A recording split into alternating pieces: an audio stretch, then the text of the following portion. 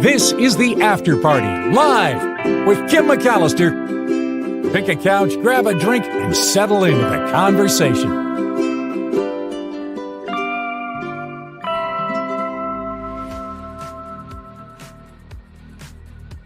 Well, hello. It is the After Party Live on a Waterfall Wednesday. How's everybody? Good to see you. Good to be with you. I wondered if you guys had noticed something. It's a new internet phenomenon, at least on my computers, where when you go to a website, they want you to push and hold your, I don't know, your enter key until this little bar moves across the screen. Super annoying. And even at the end of it, then it won't take you to the website that you wanted. So if that's the new security to make sure that bots aren't surfing the internet, I don't know if I like it. I am glad to have you guys here, loving the conversations that you are having in the chat. RevP has never had that happen. It seems like every time I log on to a website now, it happens. Haven't seen the bar yet. Maybe, oh, Ricky hasn't seen it either. Maybe it's just me. I don't know.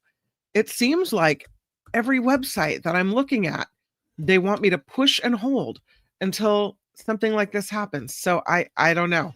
It's super annoying. Let me know in the chat if you've had this happen to you and if you like it or if you don't like it. I have a lot of Halloween creepy related stories to talk to you about today. I do want to thank everyone for the messages. Got a great message from Julie last night and I haven't responded yet.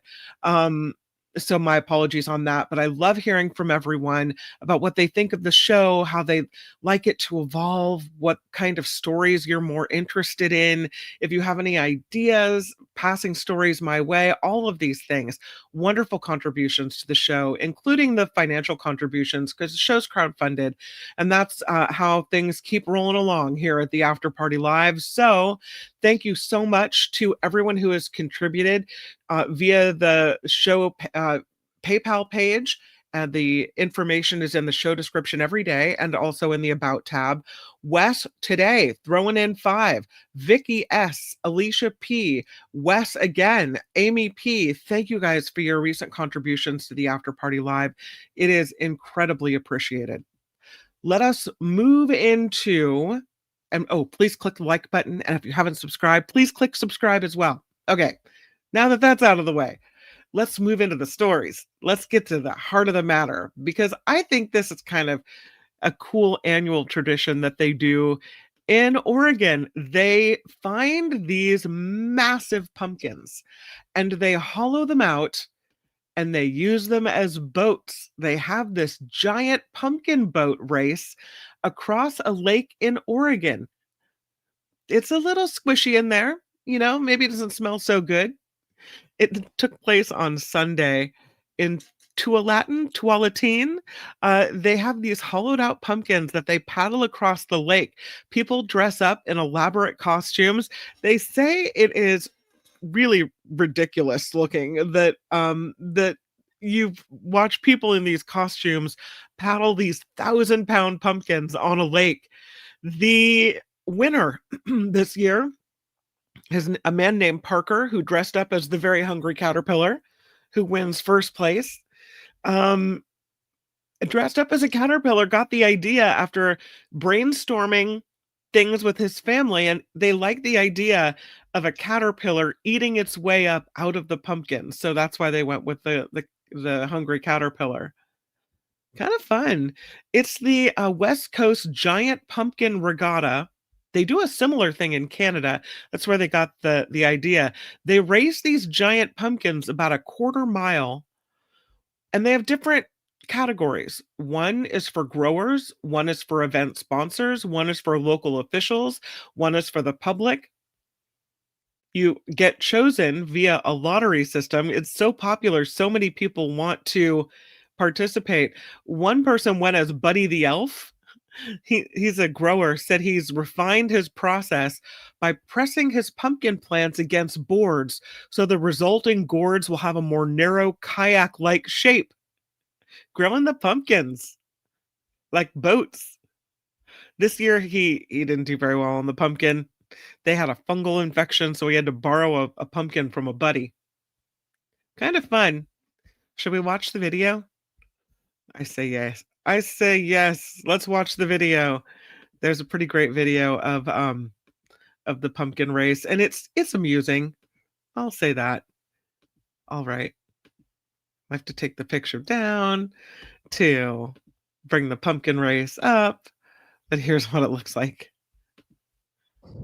Happening today, the annual Pumpkin Regatta in Tualatin, held at Tualatin Commons. The West Coast Giant Pumpkin Regatta dates back to 2004. A huge crowd showed up to see those rowers paddle those giant, hollowed-out floating pumpkins around a course on the water. The ideal weight for one of these boats, about 600 to 700 pounds. A crane drops them into the lake, where then they're carved out by the growers. The seed's valuable to grow giant pumpkins for next year. Course conditions and balance key in the races. Yeah, it was a little bit tough. Had the wind blowing on my face on like the final lap, which made it a bit tougher, but made it to the end and pretty good time. So people that haven't paddled, what would you say to them? Come out and do it. There's a lottery every year for everyone to come and try and join the event, and worth applying. It's a blast. Yes, there was a costume contest as well. The regatta caps off the weekend-long festival, which includes a giant pumpkin weigh-off, a 5K regatta run, and walk. Love the idea. I think that's so much fun. But that's not the only Halloween story that I have prepared for you today. They busted some Halloween decoration thieves in the Bay Area. This story out of El Cerrito. And it's such a bummer when, people come and take your stuff that you've put out for the holidays. Look at all the things these guys allegedly stole. Busted. Got you. This happened again in El Cerrito, here in the East Bay, I should say. And finally, and you would think, sometimes I think, and maybe this is just me thinking like, oh, dumb kids, they come and they, it's a prank. They take your stuff and they dump it a few houses down or whatever it is. No, this is 4 men arrested. These decorations, mostly skeletons, you can see them under the TV in the police department as they line up all the evidence there. Mostly skeletons were stolen from the front yards of homes in El Cerrito. 4 suspects placed under citizen's arrest, booked at the El Cerrito Police Department, and then taken off to the detention facility in Martinez because they were allegedly caught snatching these skeletons before Halloween. And it was a large quantity as well. So, don't come doing this stuff. Don't come in here stealing our Halloween items. That's just extraordinarily rude. Nobody likes that. I just, men, can you believe that? Grown-ups, come on. I'm glad somebody caught him. I don't know the particulars of the citizen's arrest. I'm kind of fascinated by that. But yeah, 4 people. And it wasn't just one house. Police do want to return the recovered decorations to their rightful owners. So if you live in El Cerrito or know someone that does and they had their Halloween decor pilfered, you could call the El Cerrito Police Department to get your stuff back. They took some inflatable pieces you can see on the right, as well as the skeletons and the headstones as well. Stole. It's such a Grinchy move too, to steal people's items. And I don't know, grown men doing this. One of the suspects was in a car. Apparently 3 others were trying to get away when someone put them under citizen's arrest. I don't feel bad about it. I don't feel bad that they were finally caught. How much stuff they took. Rude. Speaking of Halloween decor, don't look directly at this. This is that Pennywise figure, Pennywise the clown. And as you can see here, it was atop a bus shelter in West Hollywood, a 3D sculpture of this killer clown, last seen Thursday night on top of this elaborate advertising bus shelter. It was promoting a new HBO TV series called Welcome to Derry. And the display was at the corner of Santa Monica Boulevard and Hancock Avenue. It was put up Monday night, last seen Thursday night. According to the West Hollywood Times, the WeHo Times, Pennywise didn't make it through the week because by Friday morning, all that remained of this statue was the feet. Someone ripped this Pennywise statue right off of its base. Just walked away with it.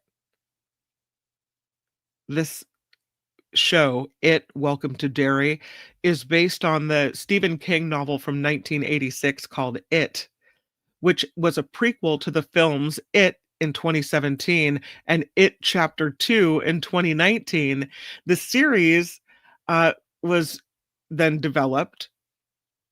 It stars, I don't heard of these people. It stars Jovan Adepo, Chris Chalk, Taylor Page, James Remar, Stephen Ryder, Bill Skarsgård is an executive producer of the show. But you can see the display was pretty cool and kind of, Halloween-y as well. It looked good, I think. So how rude that someone came to take it, unless it was an elaborate story to get people to talk about it, and the rudeness of stealing it, because that would have been kind of a smart PR move, I think. Here's what the full display looked like. So that's pretty cool when you drive by that. It gets you kind of in the spirit, right? Yeah, well, now the West Hollywood Sheriff's Department is looking for information. They would like people to call in their tips. Anyone who saw someone rip this statue off the base, leaving just the feet. Rude. Another theft. Yeah, I have a picture of what it looks like. I just, people that want to, it's like we have so little to celebrate sometimes. The why you would want to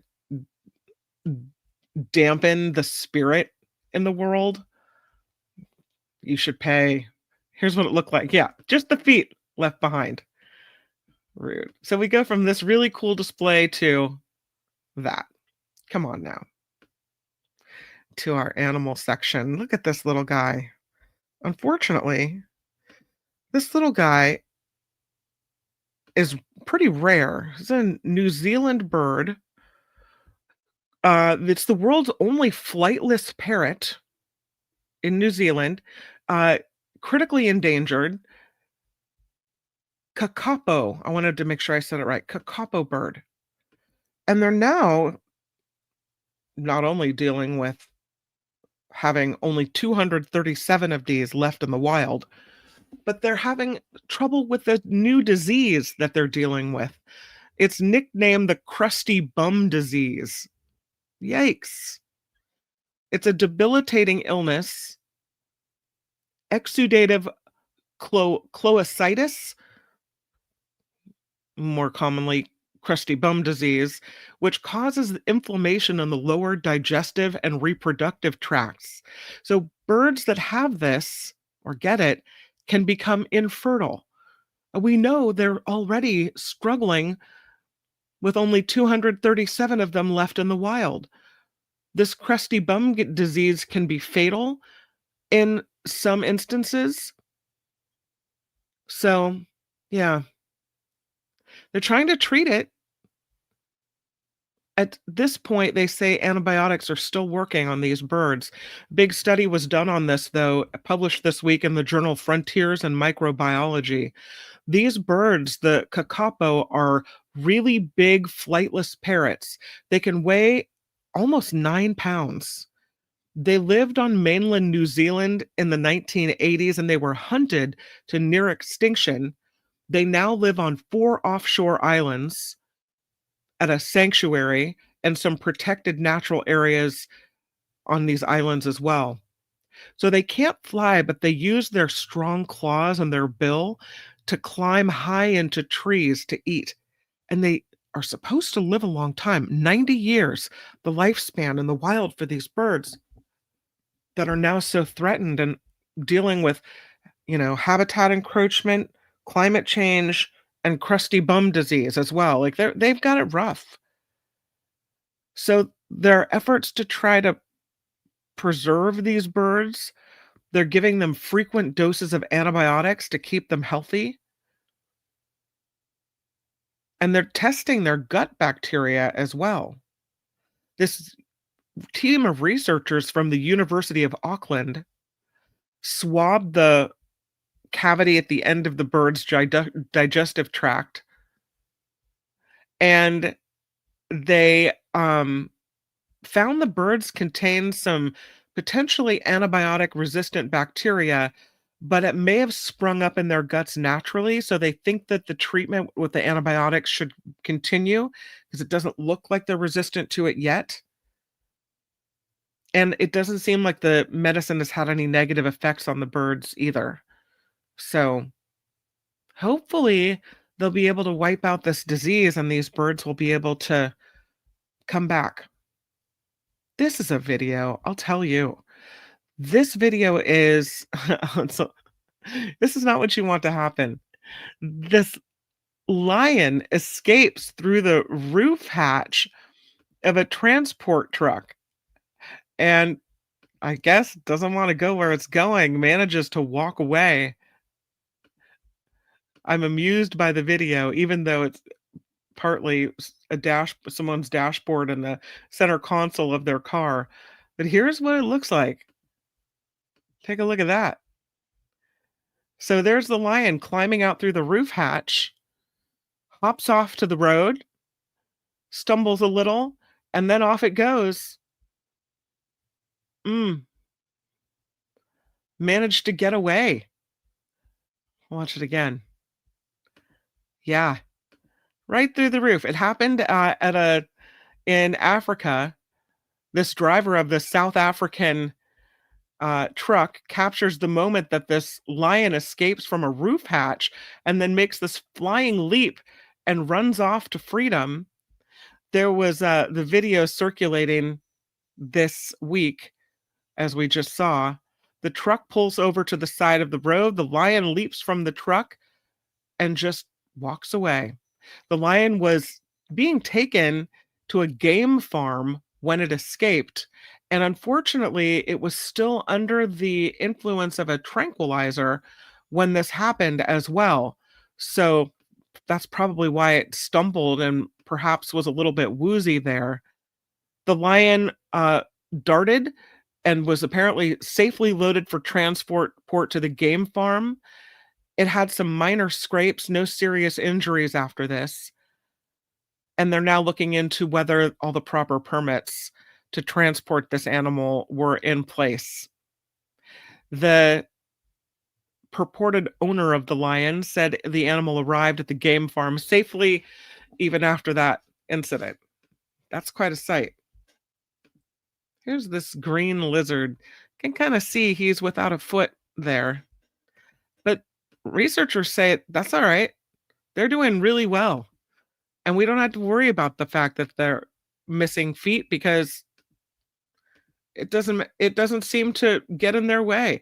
There's a new study that finds many lizards with missing limbs do surprisingly well, even though they're without a foot, a limb, what have you. The scientists at Washington University realized that three-legged lizards are all right in the world. Limb loss, they say, is common among lizards, but three-legged lizards, they call them pirates. They can run fast, they can live long lives, they can reproduce. The research published in American Naturalist this week. The researchers worked as an international team with lizard biologists to see how many had ever encountered a lizard with three legs. Most of them said they never thought about it, these lizard biologists, and they had a documented 122 cases of limb loss across 58 lizard species over 6 continents. Now, Previous research was done that demonstrated small differences in leg length can affect a lizard's ability to escape predators, catch prey, and reproduce. And so they thought since these subtle variations matter so much, that losing a limb would be catastrophic for these creatures. But the findings of this study tell a whole different story on this. While most lizards, they say, probably didn't survive their limb injury, many do find ways to compensate for the loss. Pirate lizards, as they are called, represent less than 1% of the animal's population, but they do surprisingly well even without their limb. They tested the ability to function without the missing limbs, researchers using high-speed cameras and computer software to track running movements. They called it the Lizard Olympics. Some lizards were clearly impacted by their limb loss. Others were pretty fast anyway. One brown anole lizard could run faster than the four-legged members of its species, so it really adapted. It used its body undulation to extend the length of its stride, and it was quite impressive. These animals overcome the injury and they go on to modify their behavior to compensate for it as well. So there you go. Looks like it's all right. 4 possibilities noted as to why this could be the case. That maybe there are just different factors and the presence of predators in different areas that can influence the process. Possibly some limb-damaged lizards have other important traits that offset the impact of the impairment. Or maybe some traits matter more than others over time. Low predator populations, pressures like food availability, and a lizard may choose to simply change its behaviors to avoid scenarios where they could be more impacted by their impairment. Like if you know you don't have a limb, maybe don't go into the area where the predators are normally located, right? You don't take crazy chances. So, lizards called remarkably resilient. I thought they could grow their limbs back. Maybe it's just their tails they can grow back. I don't know. So the other day we had this Amazon Prime outage. You remember that? Apparently it affected smart beds as well. This is what happens when your bed is on the network. No, this Amazon Web Services outage that affected apps and sites like Amazon Prime and Roblox and Reddit and whatever else. It also caused some smart beds to overheat. Some people said their mattresses got stuck in the up position, the incline position. It happened to 8 sleep smart beds, where the user said the Amazon Web Services outage on Monday caused the heat settings on their mattresses to stop responding, and the beds got too hot, and there was no way to cool the beds down. This high-end sleep pod bed, it's a Pod 5 Ultra is what it's called. It's a $5,000 bed. Supposed to be able to reduce snoring and back problems.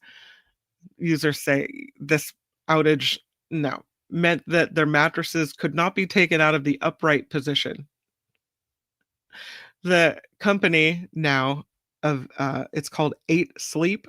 They are taking steps to make sure this doesn't get repeated, this type of incident. The company says they're working on outage proofing their sleep technology. Functionality was restored to the beds late Monday night. I'm telling you, if your mattress is a smart mattress that relies on the internet, I don't know. We had a story recently about forever chemicals and Teflon. And now comes this story that scientists are working to turn Teflon into toothpaste fluoride. You're going to put that former Teflon into your mouth?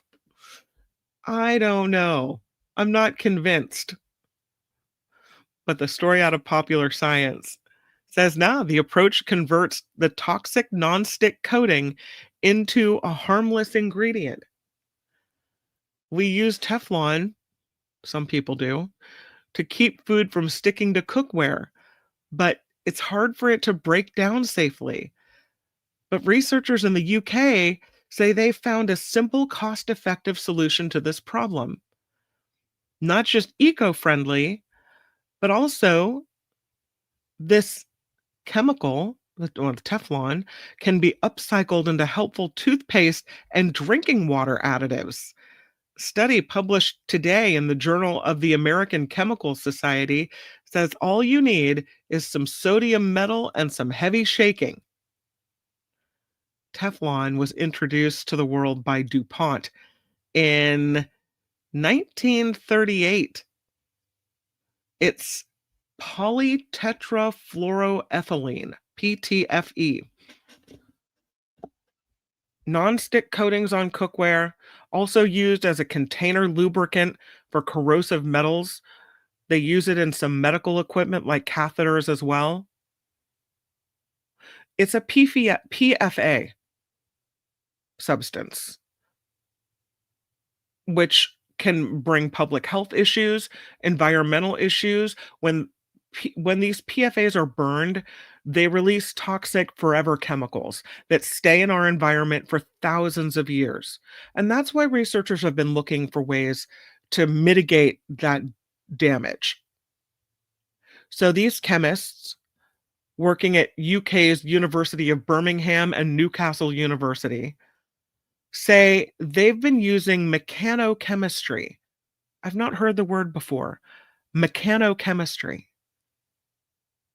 which involves chemical reactions through basic mechanical energy instead of energy-intensive heat sources.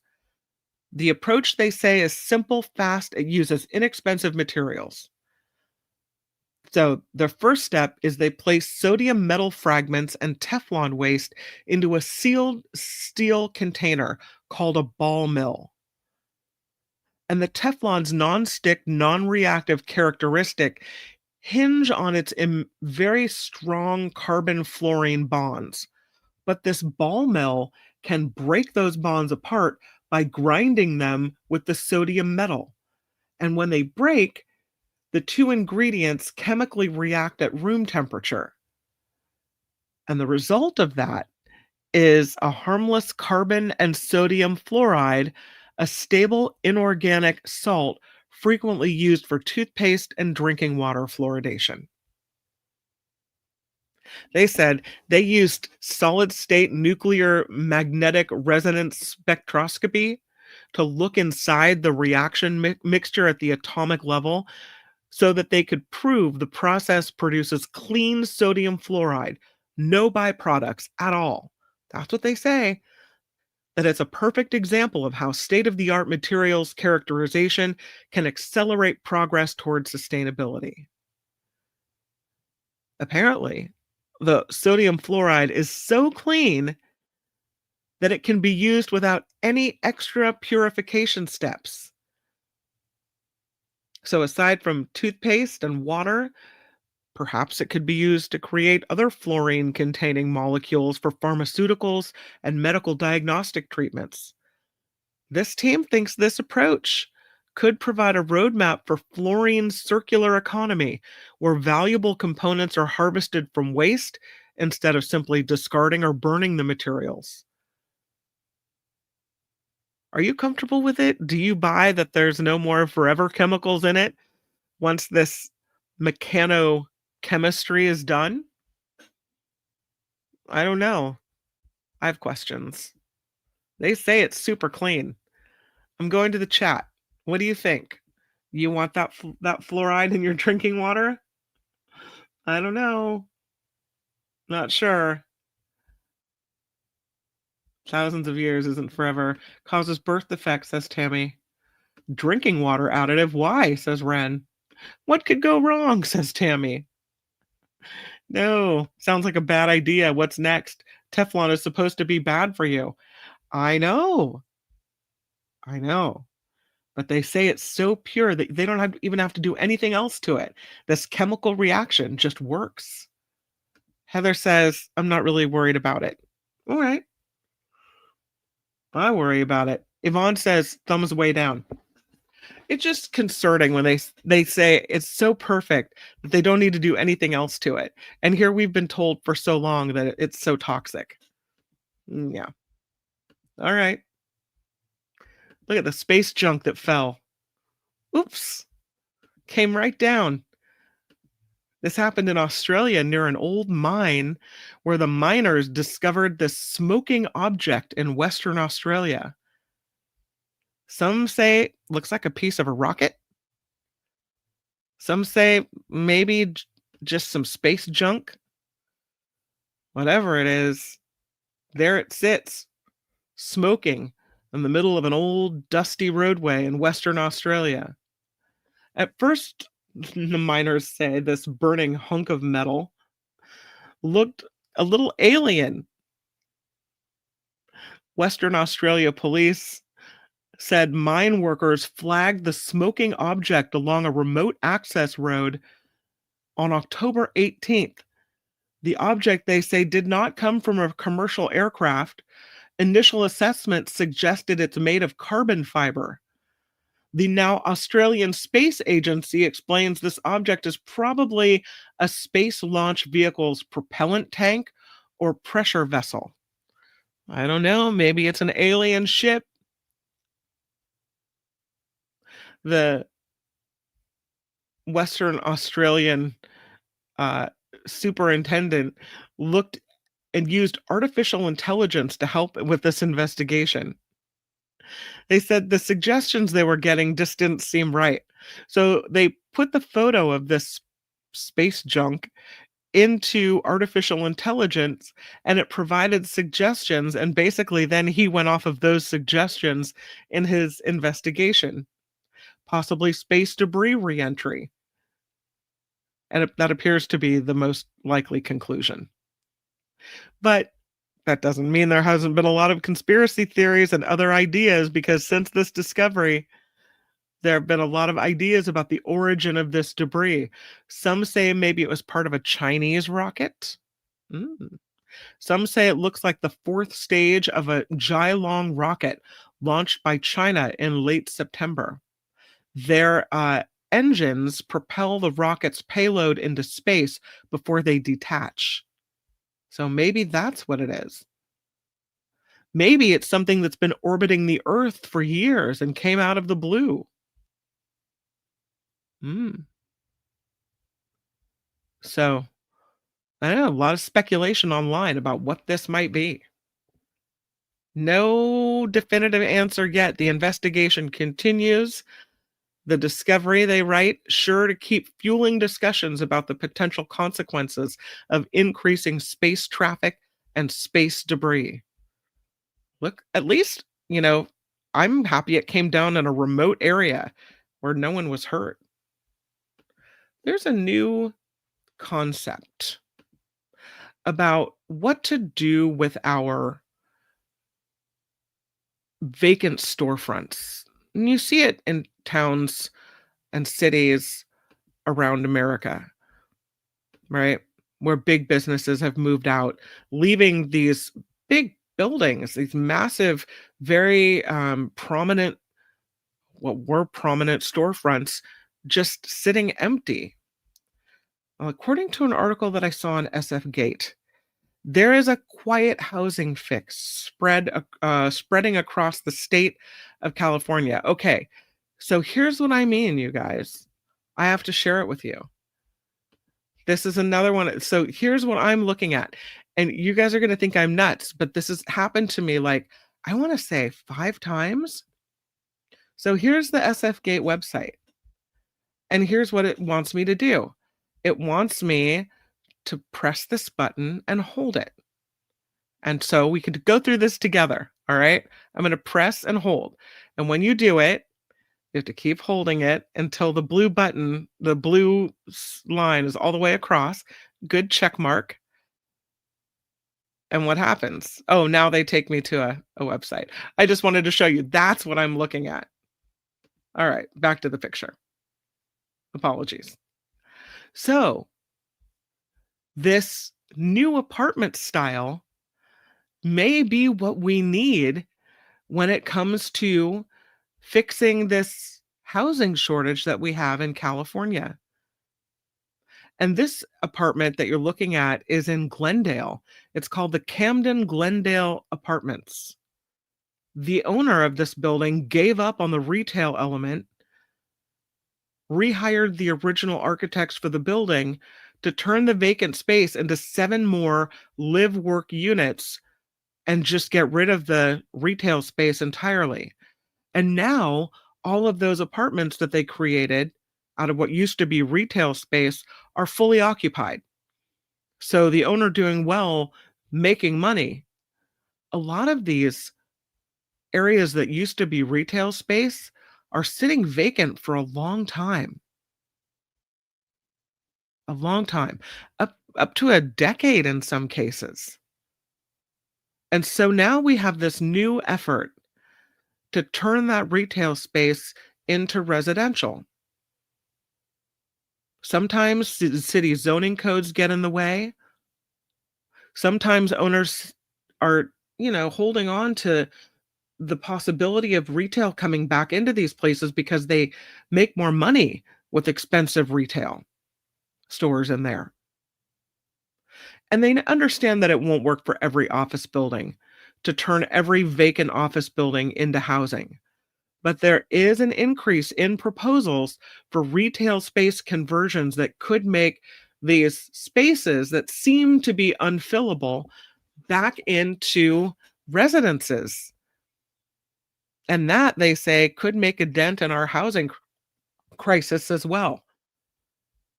This architect firm who turned the retail space here in Glendale into back into apartments, they say they have done half a dozen similar projects over the last 10 years where they've converted ground floor retail into residential. Right now, they've got 2 more projects in Los Angeles, 1 in Glendale, 2 in San Jose. San Jose, one of the cities making these conversions easier. If a retail space remains vacant for 12 months in downtown San Jose, developers can now apply to turn those once mandated retail spaces into residences, according to SF Gate. In San Jose's Japantown, a proposal to create 11 residential units from about 14,000 square feet of retail space on North 6th Street is already in progress. And there are 2 other projects underway, one in downtown San Jose, another in the Diridon West neighborhood. San Jose Mayor Matt Mahan saying what they're trying to do is create more flexibility and enable projects to get built or be financially viable once built by loosening the rules up. And the added benefit is then they can add to the housing stock as well. So now, I think it changes the nature of cities. Usually there's been more of a delineation between the business district, the residential district. And maybe now if you merge those districts, it changes the flavor of what your city is. That doesn't have to be a bad thing. They're doing it in San Diego too. San Diego changing its ground floor retail requirements, allowing more conversions of existing retail space, allowing more live work units in more districts across the city. So they've got at least 2 of those projects underway right now. And because that city is facing a housing crisis and needs more homes at prices that people can afford, they say that land there should be used in the best way, most effective way possible. Allowing vacant ground floor commercial space to be converted to homes is a better use of land and provides benefit to more homes in the city. So now this whole retail environment is being rethought. In almost every city that was analyzed, the supply of retail space far outweighs the demand, especially status post-pandemic. So cities are trying to understand that there's a different way to design streets, and it may be that they need to see more of these conversions in action. It doesn't have to be your ground floor's retail. There's a review for another conversion in Woodland Hills on Ventura Boulevard. All kinds of these projects. So, yeah, it's a new way of looking at things. This could be the way. Are you guys ready for some waterfalls? Whew, I am really ready for Waterfall Wednesday. Here it is. And I'm not going to a specific region this time, but I am going to take you to some waterfalls that we may have seen before, but this list is 21 waterfalls that are worth the journey off the beaten path. So here we go. And I will say the first one is called Ramona Falls, and it is in Oregon, which has some incredibly beautiful waterfalls. And Ramona Falls is definitely one of them. And because they're off the beaten path, these waterfalls, it makes it even more fun to look at them virtually, because if they're so far off the beaten path, I don't know if we'll ever find our way here. Sure is pretty, though. That is Ramona Falls in Oregon, number 1 on the list, 1 or 21. This is on the western side of Mount Hood in Oregon, Ramona Falls, a delicate but sprawling cascade that tumbles gracefully over mossy basalt cliffs, according to Probe the Globe. To get to this waterfall, you've got to take a 7-mile round-trip hike through dense forest, crossing rivers and winding trails. Makes you feel like you're in the middle of nowhere. But you get this big reward in this waterfall, a curtain-like waterfall that sparkles in the sunlight. And when you get to it, it's almost ethereal. Ramona Falls described as one of Oregon's most enchanting natural wonders. We'll stay with Oregon for the second waterfall. It's called Proxy Falls in Oregon as well. And this one is hidden deep in the Willamette National Forest, one of the most photogenic cascades in the Pacific Northwest. You have to walk through lava fields and an old-growth forest before you get to this towering waterfall. It has delicate streams branching out like fingers, which gives the impression of a living green tapestry. Proxy Falls. Here's this one is beautiful. It's Tokiti Falls in Oregon. Look how pretty this one is. Just give me a camping chair or a raft, and I just look at that and experience that all day long. This is Tokiti Falls or Toketi Falls in southern Oregon, and it is said to combine power and symmetry in a way that very few waterfalls do. It flows through a narrow gorge framed by dramatic basalt columns, a 2-tiered cascade, striking and soothing. Kind of a short hike. The path winds you through dense evergreens. You get to see the North Umpqua River. And then you get to Toketi Falls. Toketi meaning graceful in the Chinook language. And that it is. Off to California now. This is Burney Falls. Look at that. Incredible. Sometimes called the 8th wonder of the world, Burney Falls in Northern California is unique and mesmerizing. The water here doesn't just fall from above. It seeps from underground springs along the cliffside, creating countless shimmering streams. And the falls flow year-round, making them dependable to have people stop by in any season.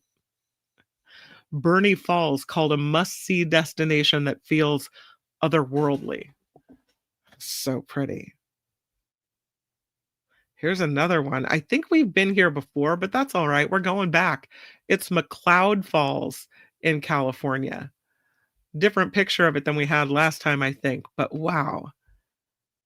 This is near Mount Shasta. It's a trio of waterfalls along the McCloud River. Each tier, upper, middle, and lower, offers its own kind of waterfall, from a roaring cascade to gentle pools for a summer dip. And the trails connect all of the waterfalls, so you can wander from one to the next as you make your way through the pine forest. They say it's an ideal location for travelers who love adventures and peaceful natural beauty. This one is called Alamere Falls in California. We may have been here as well. Oh, that's all right. We'll go again. Few places in the world, according to Probe the Globe, boast a waterfall that plunges directly into the ocean, but Alamere Falls does just that. It is on the Point Reyes National Seashore, requires a long but rewarding hike across coastal cliffs, meadows, and wildflower trails.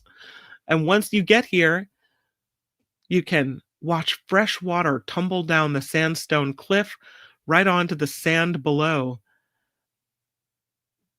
It's beautiful. Harmonious, even. Next one is called Calf Creek Falls in Utah. Boy, this one will get you in the fall spirit. Check this out.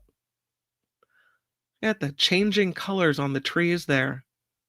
Lower Calf Creek Falls in the Grand Staircase Escalante National Monument is a desert oasis.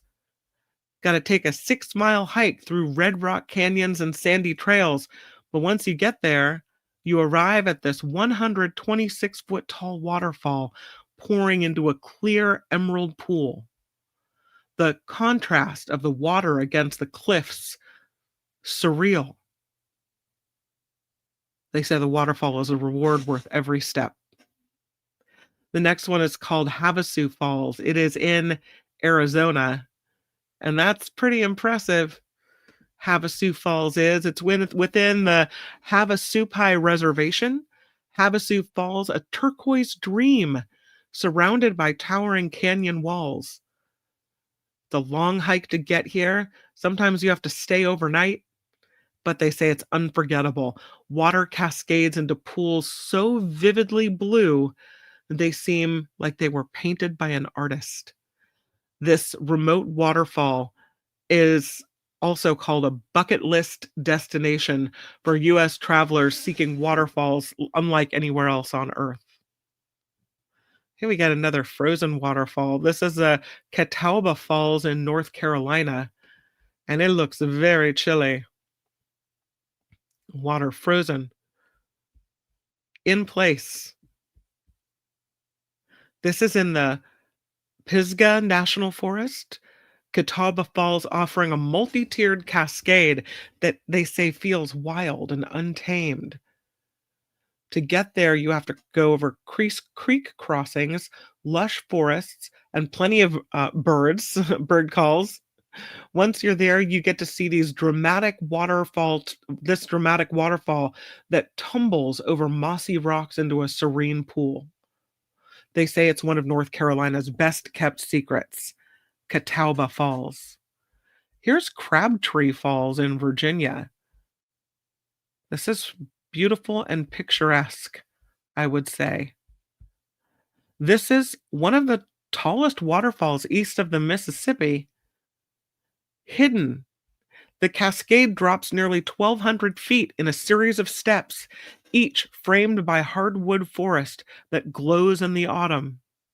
A scenic trail allows visitors to experience the falls from multiple vantage points, so the journey is so enjoyable. Again, that is called Crabtree Falls, and it is in Virginia. I know we've been here, but what a picture. Bash Bish Falls in Massachusetts. Bash Bish. You can see the name there. Bash Bish. But wow. What a waterfall. Bash Bish is. It's on the border of Massachusetts and New York, and it's the state's highest waterfall, 80 feet high, with the water tumbling into a clear pond framed by rugged cliffs and dense forests. The short but rocky hike means fewer crowds here. It's pretty peaceful and pretty nice. How about the Catterskill Falls in New York? This is another one of those fall related. This is so pretty. Here's this one, the Catterskills. Look at the trees changing color there. Waterfall at the heart of it all. It's in the Catskills. Historic, breathtaking, beautiful. A drop of 260 feet over 2 tiers. It's one of the tallest waterfalls in New York. Sorry, I had to take a sip of tea. The trail to base leads hikers through lush woods. There's an overlook that offers a panoramic view of the valley. So beautiful. And I know we've been here before, but the picture also beautiful. This is Tuffanock Falls in New York. Pretty incredible. This is 215 feet high, higher than Niagara Falls. The water falls into a deep gorge. The cliffs surrounding the waterfall rise dramatically, creating a natural amphitheater-like experience, which amplifies, they say, the grandeur. Trails along the rim and through the gorge seem to be pretty decent and give you multiple perspectives and different ways to see this waterfall, each more impressive than the last. So that's pretty cool. That's Tuffanock. Really beautiful. How about Cumberland Falls in Kentucky? Have we seen this one before? I don't know. Here it is. Look at that. That's a pretty wow kind of picture. It's called the Niagara of the South. Cumberland Falls, 125 feet across, plunges 60 feet into the Cumberland River. Also offers a moonbow feature, a rainbow created by moonlight reflecting off the mist. The falls can't be reached by short trails, but the surrounding Daniel Boone National Forest offers some solitude, they say, for those who linger.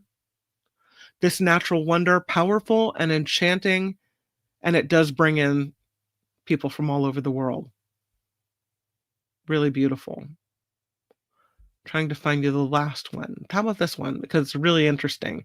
It's called Palouse Falls, and it is in Washington State. Look at that. Wow.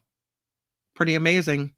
Palouse Falls cuts dramatically through the rolling hills of eastern Washington. 200 feet, it plunges down into a rugged canyon. So you get this contrast between this desert-like area and then the roaring waterfall. There are trails around this waterfall that provide sweeping views of basalt cliffs, the winding river below. It's beautiful. A one-of-a-kind experience, they say. All right. That, my friends, is Waterfall Wednesday. Hope you enjoyed it and that it brought you some relaxation and some peace in the world. I will see you tomorrow. It's a huge show on the Mark Thompson Show tomorrow. Sarah Kenzier will be here. David Katz will be here. Also, Nathan Tyler from the Election Truth Alliance. I saw people in the chat thinking he would be here today, but that is tomorrow.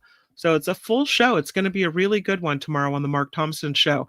Then we have this show on Thursday, which is Trivia Thursday. Always fun. Followed up by the Nikki Maduro Show at 5 p.m. tomorrow, 5 p.m. Pacific. So I hope that you'll put it on your calendar and join me for that as well. Cocktails, mocktails, and politics. But until we meet again, thank you for all the ways you keep this show going, and have the very best day. Make it a really good one. The After Party Live would like to thank the following contributors and viewers like you.